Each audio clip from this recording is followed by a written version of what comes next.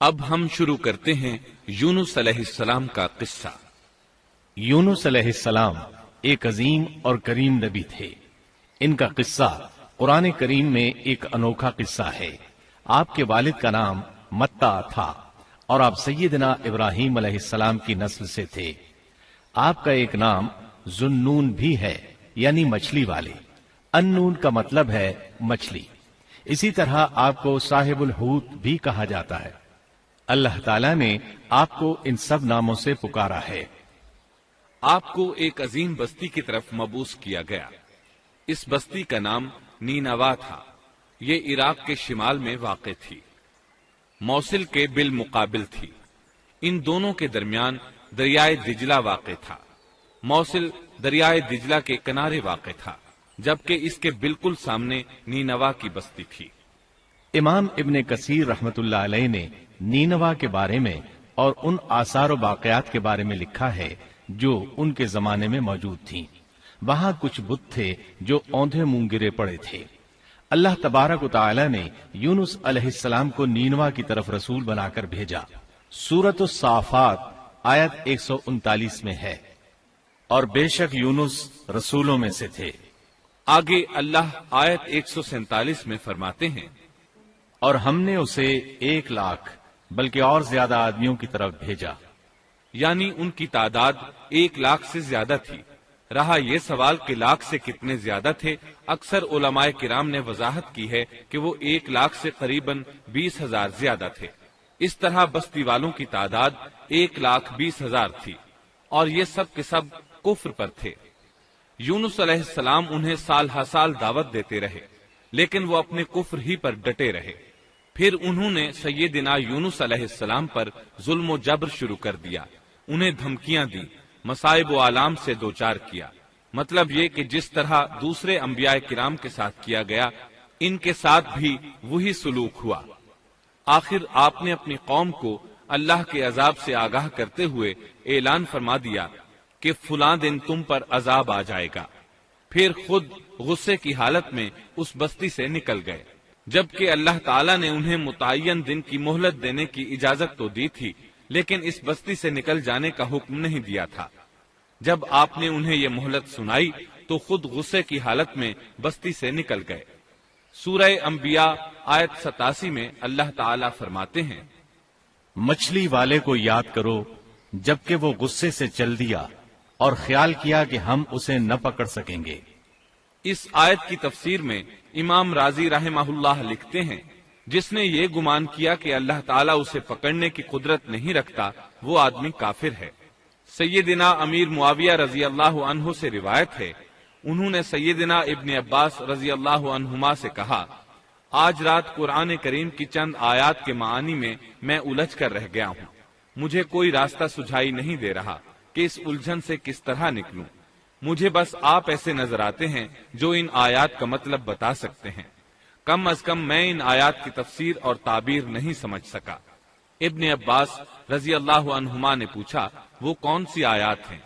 سیدنا امیر معاویہ رضی اللہ عنہ کہنے لگے، یونس علیہ السلام کا یہ خیال کرنا کہ اللہ تعالیٰ ان پر قدرت نہیں رکھتے۔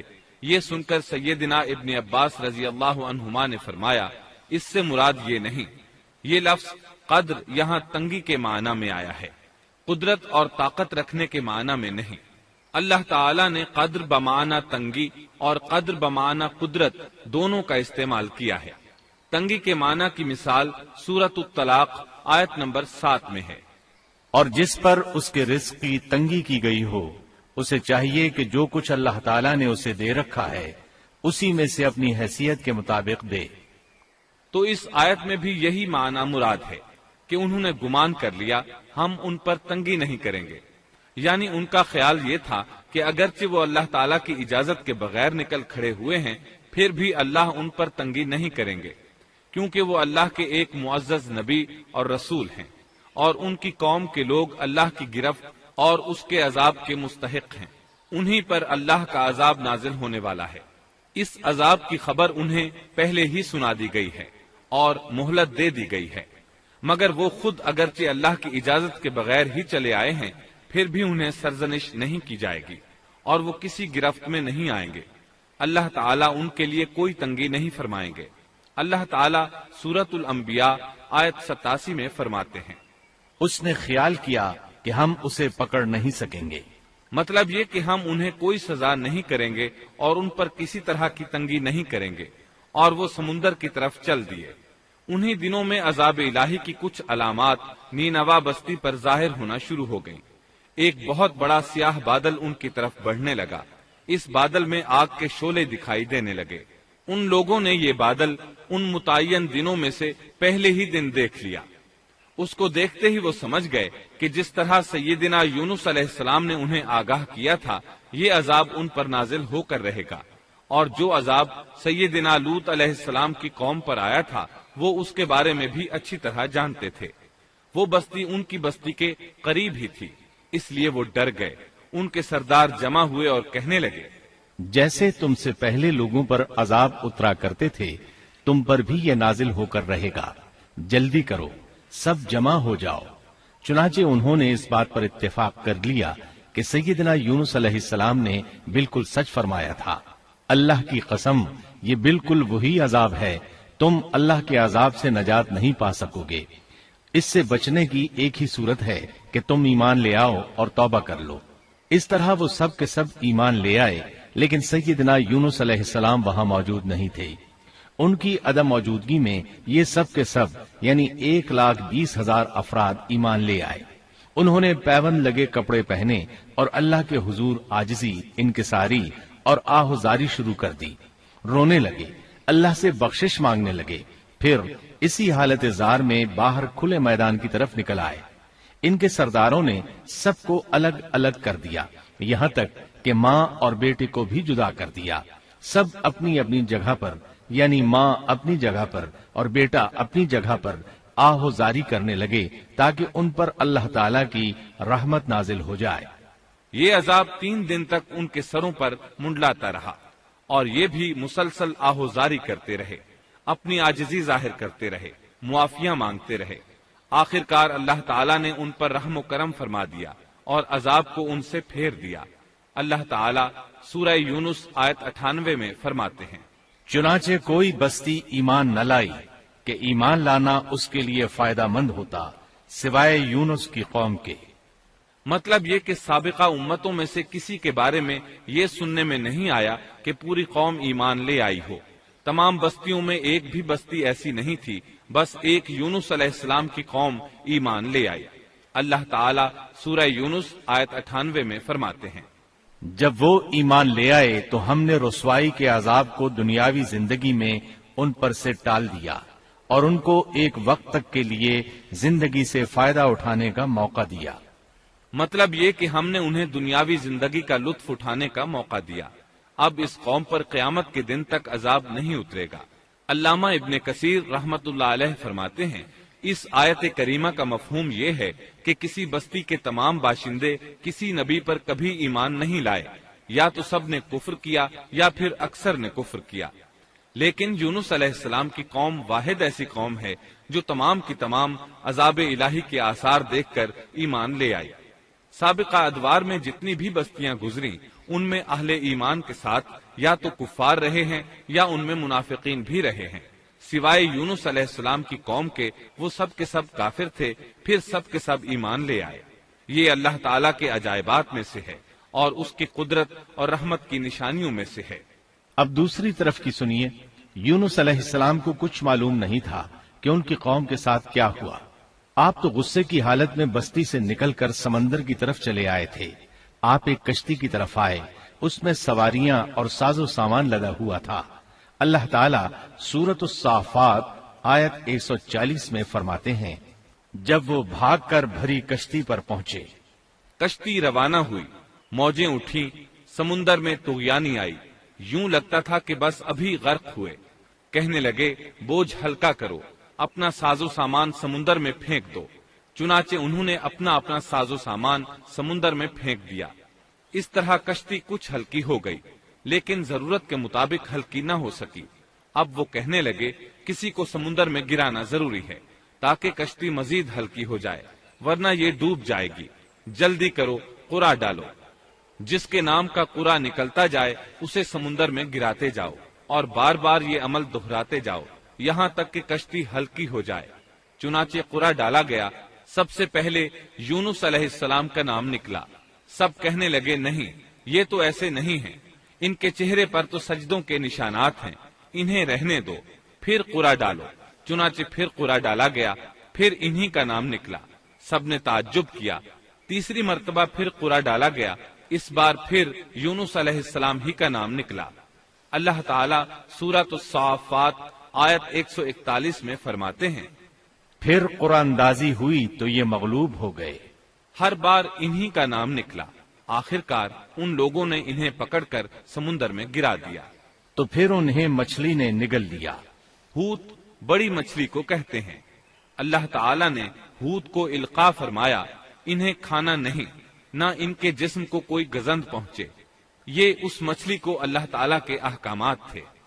اللہ تعالیٰ سورۃ الصافات آیت 142 میں فرماتے ہیں، تو پھر انہیں مچھلی نے نگل لیا اور وہ خود اپنے آپ کو ملامت کرنے لگے۔ یعنی وہ سمجھ گئے کہ بار بار جو ان کا نام قرآن اندازی میں نکلتا رہا ہے تو وہی مقصود ہیں، چنانچہ خود کو ملامت کرنے لگے، اور یہ ملامت توبہ کی ابتدا ہے کہ انسان خود کو ملامت کرتا ہے۔ اب یونس علیہ السلام مچھلی کے پیٹ میں تھے۔ اللہ کی قدرت، آپ مچھلی کے پیٹ میں 3 دن تک رہے، بعض روایات میں 7 دن اور زیادہ سے زیادہ مدت 40 روز آئی ہے۔ آپ نے مچھلی کے پیٹ میں اللہ تعالیٰ کو پکارا۔ اللہ سورۃ الانبیاء آیت 87 میں فرماتے ہیں، آخر کار وہ اندھیروں کے اندر سے پکار اٹھے۔ علماء نے یہاں 3 اندھیروں کا ذکر کیا ہے، مچھلی کے پیٹ کا اندھیرا، سمندر کا اندھیرا اور رات کا اندھیرا۔ گویا ان پر یہ سارے اندھیرے اکٹھے ہو گئے تھے۔ اللہ سورۃ الصافات آیت 143 اور 144 میں فرماتے ہیں، پس اگر یہ پاکی بیان کرنے والوں میں سے نہ ہوتے تو لوگوں کے اٹھائے جانے کے دن تک اس کے پیٹ ہی میں رہتے۔ مطلب یہ کہ اگر آپ اللہ تبارک و تعالی کی تسبیح نہ بیان کرتے تو مچھلی کے پیٹ ہی میں رہتے۔ آپ نے دعا نہیں مانگی بلکہ اللہ عز و جل کی تسبیح بیان کی۔ روایات میں یوں بھی آتا ہے کہ جب مچھلی آپ کو سمندر کی اتھاہ گہرائی میں لے گئی تو آپ وہاں آبی مخلوقات کی تسبیحات کی آوازیں سننے لگے۔ گویا اللہ تعالیٰ نے انہیں القاء فرمایا کہ آپ بھی تسبیح کریں۔ اللہ سورۃ الانبیاء آیت 87 میں فرماتے ہیں، بالآخر وہ اندھیروں کے اندر سے پکار اٹھا کہ الہی تیرے سوا کوئی معبود نہیں، تو پاک ہے، بے شک میں ظالموں میں ہو گیا۔ چنانچہ یونس علیہ السلام نے اس تسبیح کے الفاظ کو یوں ادا فرمایا۔ امام احمد، امام ترمذی، امام نسائی اور دیگر ائمہ رحمہم اللہ نے یہ حدیث نقل کی ہے کہ یونس علیہ السلام کی وہ دعا جو انہوں نے مچھلی کے پیٹ میں مانگی تھی وہ یہی ہے۔ جو بھی مسلمان یہ دعا اپنی کسی حاجت میں مانگے گا، اللہ تعالیٰ اس کی دعا ضرور قبول فرمائے گا۔ یہ دعائے مستجاب ہے، مقبول دعاؤں میں سے ہے۔ اسی دعا کے بعد اللہ تعالیٰ نے یونس علیہ السلام کو اس پریشانی سے نجات عطا فرمائی۔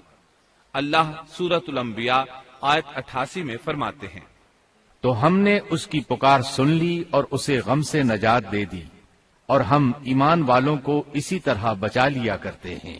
ایک صحابی نے نبی کریم صلی اللہ علیہ وسلم سے پوچھا، اے اللہ کے رسول صلی اللہ علیہ وسلم، یونس علیہ السلام نے جو دعا مچھلی کے پیٹ میں مانگی، کیا وہ صرف انہی کے لیے تھی یا ان کے بعد اہل ایمان کے لیے بھی ہے؟ تو آپ نے فرمایا، یہ دعا یونس علیہ السلام کے لیے خاص تھی اور سب اہل ایمان کے لیے عام ہے۔ کیا تم نے اللہ تعالیٰ کا یہ فرمان نہیں سنا؟ اور ہم ایمان والوں کو اسی طرح بچا لیا کرتے ہیں۔ جو بھی اس دعا کو پڑھے گا اللہ اسے رنج و غم سے نجات دیں گے۔ ایک قول کے مطابق تقریباً 40 روز آپ کی شب و روز یہی دعا رہی۔ اس مدت کے ختم ہونے پر اللہ تعالیٰ نے آپ کی دعا کو قبولیت بخشی۔ مچھلی ساحل پر پہنچی، انہیں کنارے پر ڈالا اور واپس چلی گئی۔ اس بات کو اللہ تعالیٰ نے سورۃ الصافات آیت 145 میں یوں بیان فرمایا ہے، بس اسے ہم نے چٹیل میدان میں ڈال دیا اور وہ اس وقت بیمار تھے۔ آپ وہاں اسی طرح لیٹے رہے۔ پھر اللہ کی قدرت سے آپ کے قریب ایک بیلدار درخت اگا جیسا کہ سورۃ الصافات آیت 146 میں ہے۔ اور اس پر سایہ کرنے والا ایک بیلدار درخت ہم نے اگا دیا۔ اس کدو کے درخت کے متعلق مورخین کا کہنا ہے کہ اللہ تعالیٰ نے اس درخت کا انتخاب اس لیے فرمایا تھا کہ اس درخت کے پتے چوڑے ہوتے ہیں، ان کے سائے میں انہیں ڈھانپ دیا گیا تاکہ ہوا سے اذیت نہ پہنچے، اس لیے کہ ان کے جسم سے جلد اتر گئی تھی۔ پھر اس درخت سے خوشکن خوشبو بھی آتی تھی، اس خوشبو نے انہیں فرحت بخشی۔ پھر کدو کی خوشبو میں ایک خصوصیت یہ تھی کہ حشرات الارض کو دور رکھتی ہے۔ اللہ تعالیٰ نے انہی خصوصیات کی وجہ سے اس بیلدار درخت کا انتخاب فرمایا تھا تاکہ آپ ہر طرح کی تکلیف سے محفوظ رہیں۔ یہ ہے اللہ کی قدرت، سبحان اللہ۔ اسی طرح مفسرین یہ بھی کہتے ہیں کہ اللہ تعالیٰ نے ان کے پاس ایک پہاڑی بکری بھیج دی، وہ آپ کے قریب آتی اور آپ کے سر کے اوپر اپنی ٹانگیں پھیلائے کھڑی ہو جاتی، اس طرح اس کے تھن آپ کے منہ میں چلے آتے اور آپ ان سے خواہش کے مطابق دودھ پیتے۔ یہ تھا آپ کا کھانا اور پینا۔ رفتہ رفتہ آپ کی حالت بہتر ہو گئی، توانا اور تندرست ہو گئے، پھر آپ اٹھنے کے قابل ہو گئے، اور یہ سب اللہ تعالیٰ کی مہربانی سے ہوا۔ جب آپ کی صحت لوٹ آئی تو اللہ تعالیٰ نے آپ کو پھر آپ کی قوم کی طرف بھیجا، جیسا کہ سورۃ الصافات آیت 148 میں ہے۔ اور ہم نے اسے 1,00,000 بلکہ اور زیادہ آدمیوں کی طرف بھیجا، پس وہ ایمان لے آئے اور ہم نے انہیں ایک زمانے تک عیش و عشرت دی۔ وہ سب کے سب آپ پر ایمان لے آئے تھے۔ اللہ تعالیٰ نے اس قصے کے ذریعے نبی کریم صلی اللہ علیہ وسلم کو اشارہ فرمایا ہے کہ دعوت دیتے ہوئے اکتانا نہیں۔ اللہ سورۃ القلم آیت 48 میں فرماتے ہیں، اور مچھلی والے کی طرح نہ ہو جائیے۔ ان لوگوں کو دعوت حق دیتے رہیے، دیکھیے وہ سال ہر سال دعوت دیتے رہے لیکن اکتائے نہیں، ان سے مایوس نہیں ہوئے۔ ان کی پوری بستی میں سے ایک بھی ان پر ایمان نہیں لایا تھا، لیکن جب ان سے مایوس ہو گئے تو انہیں اللہ کے عذاب سے آگاہ کر دیا اور منہ پھیر کر چل دیے تو وہ سب کے سب ایمان لے آئے۔ اللہ تعالی سورۃ القصص آیت 56 میں فرماتے ہیں، آپ جسے چاہیں ہدایت نہیں دے سکتے، بلکہ اللہ تعالیٰ ہی جسے چاہتا ہے ہدایت دیتا ہے۔ اس قصے میں بہت بڑا سبق ہے کہ کسی بھی حالت میں اللہ کی رحمت سے مایوس نہیں ہونا چاہیے اور نہ ہدایت کے معاملے میں اپنی ذات پر بھروسہ کرنا چاہیے۔ ہدایت تو بس صرف اللہ تعالیٰ ہی کی طرف سے ہے، آپ کے ذمے تو پیغام حق پہنچا دینا ہے۔ اللہ سبحانہ و تعالیٰ کے ذمے ہدایت سے نوازنا ہے۔ اللہ تعالیٰ نے انہیں پاک صاف بنا دیا، انہیں چن لیا۔ اللہ خود ہی سورۃ القلم آیت 50 میں وضاحت فرماتے ہیں، اسے اس کے رب نے پھر نوازا اور اسے نیک لوگوں میں کر دیا۔ امام مسلم نے ایک حدیث روایت کی ہے کہ نبی کریم صلی اللہ علیہ وسلم نے فرمایا، تم میں سے کوئی شخص ہرگز یہ نہ کہے کہ میں یعنی محمد یونس بن متا سے بہتر ہوں، یعنی یوں نہ کہے کہ میں سیدنا یونس علیہ السلام سے افضل ہوں، وہ اس طرح کہ وہ تو اپنی قوم کے ایمان لانے سے مایوس ہو گئے تھے اور میں مایوس نہیں ہوں، اس طرح بالکل نہ کہے، کیونکہ بالآخر اللہ تعالیٰ نے آپ کو چن لیا اور برگزیدہ بنا لیا اور صالحین میں داخل کر لیا۔ اس واقعے میں نبی کریم صلی اللہ علیہ وسلم کو جو ہدایت دی گئی ہے اس کا ذکر سورۃ القلم آیت 41 میں آتا ہے، پس تو اپنے رب کے حکم کا صبر سے انتظار کر اور مچھلی والے کی طرح نہ ہو جا۔ مطلب یہ کہ یونس علیہ السلام کی مانند نہ ہو جائیے جو اپنی قوم کے ایمان لانے سے مایوس ہو گئے تھے۔ یقیناً دین کی دعوت اور حق کے پرچار میں یہ بہت عظیم سبق ہے کہ داعی اللہ کو کبھی مایوس نہیں ہونا چاہیے۔ یونس علیہ السلام کا قصہ ختم ہوا۔